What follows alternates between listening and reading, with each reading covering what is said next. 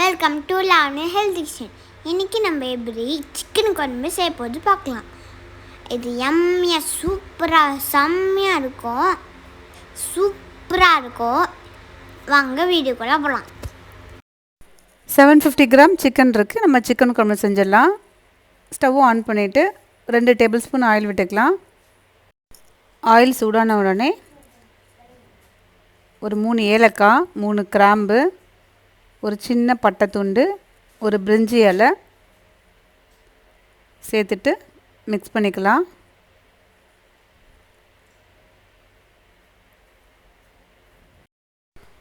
ரெண்டு பெரிய வெங்காயம் பொடியாக கட் பண்ணி சேர்த்துக்கலாம். ஸ்லைஸாக கட் பண்ணாலும் ஓகே. சேர்த்துட்டு நல்லா மிக்ஸ் பண்ணிக்கலாம். வெங்காயம் சீக்கிரமாக வதங்கிறதுக்கு கொஞ்சமாக உப்பு ஆட் பண்ணிவிட்டு வதக்கி எடுத்துக்கலாம். 2 பச்சை மிளகா காரத்துக்கு ஏற்ற மாதிரி ஆட் பண்ணிக்கலாம். ஒரு கொத்து கருவேப்பிலை ஆட் பண்ணிவிட்டு ஒரு வாட்டி கலந்து விட்டுக்கலாம். வெங்காயம் கண்ணாடி பதத்துக்கு வந்த உடனே 2 டீஸ்பூன் இஞ்சி பூண்டு பேஸ்ட்டு ஆட் பண்ணிக்கலாம். ஆட் பண்ணிவிட்டு ஒரு தடவை நல்லா கலந்து விட்டுக்கலாம். இஞ்சி பூண்டோட ரா ஸ்மெல் போன உடனே தக்காளி ஆட் பண்ணிக்கலாம். ஆட் பண்ணிவிட்டு நல்லா மிக்ஸ் பண்ணிக்கலாம். தக்காளி சீக்கிரமாக சாஃப்ட் ஆனோன்னா ஒரு நிமிஷத்துக்கு மூடி போட்டு வச்சுக்கலாம். 1 நிமிஷத்துக்கு அப்புறம் ஓப்பன் பண்ணி பார்த்தீங்கன்னா தக்காளி நல்லா சாஃப்டாக வந்திருக்கு. இந்த ஸ்டேஜில் நம்ம மசாலா ஆட் பண்ணிக்கலாம். 1/4 டீஸ்பூன் மஞ்சத்தூள்,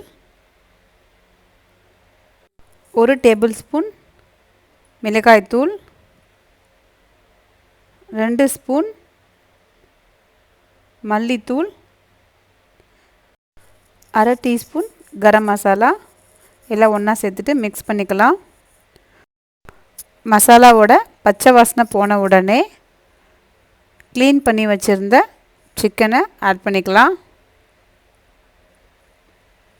ஆட் பண்ணிவிட்டு நல்லா கலந்து விட்டுக்கலாம்.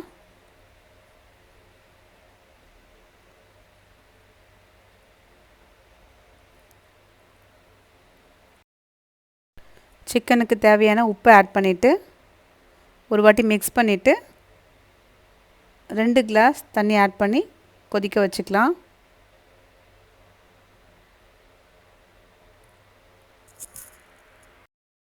சிக்கன் வேகிறதுக்கு ஒரு 10 நிமிஷம் ஆகும். நம்ம க்ளோஸ் பண்ணி வச்சுக்கலாம். இந்த ஸ்டேஜில் ஒரு மிக்ஸி ஜாரில் ஒரு 1/2 கப்பு தேங்காய், 1 ஸ்பூன் மிளகு, 1/2 டீஸ்பூன் சோம்பு, கூடவே கொஞ்சம் தண்ணி ஊற்றிட்டு அரைச்சி எடுத்துகிட்டு வந்துடலாம். ஒரு ஃபைன் பேஸ்ட்டாக அரைச்சி எடுத்துகிட்டு வந்தாச்சு. சிக்கனும் ஓப்பன் பண்ணி பார்த்திங்கன்னா நல்லா குக்காகி வந்திருக்கு. ரொம்ப நேரம் கொதிக்க வைக்கக்கூடாது. சிக்கனை ரொம்ப ஹார்டாகிடும். இந்த ஸ்டேஜில் அரைச்சி எடுத்துகிட்டு வந்த மசாலாவை ஆட் பண்ணிவிட்டு சிக்கன் குழம்பு எந்த அளவுக்கு திக்காக வேணுமோ இல்லை தண்ணியாக வேணுமோ அதுக்கேற்ற மாதிரி இந்த ஸ்டேஜில் தண்ணி ஊற்றி ஒரு 2 நிமிஷம் கொதிக்க வச்சு எடுத்துக்கலாம். 2 நிமிஷம் ஆகிடுச்சு. கொத்தமல்லி தூவிட்டு ஸ்டவ் ஆஃப் பண்ணிடலாம். இட்லி, தோசை, சப்பாத்தி, ரைஸ் எல்லாத்துக்கூடையும் சிக்கன் குழம்பு ஒரு நல்ல காம்பினேஷன். நீங்களும் ட்ரை பண்ணி பாருங்கள். இந்த சிக்கன் குழம்பு உங்களுக்கு பிடிச்சிருந்தா லைக் பண்ணுங்கள், ஷேர் பண்ணுங்கள், கமெண்ட் பண்ணுங்கள். மறக்காமல் சப்ஸ்கிரைப் பண்ணிவிடுங்க. Thank you so much.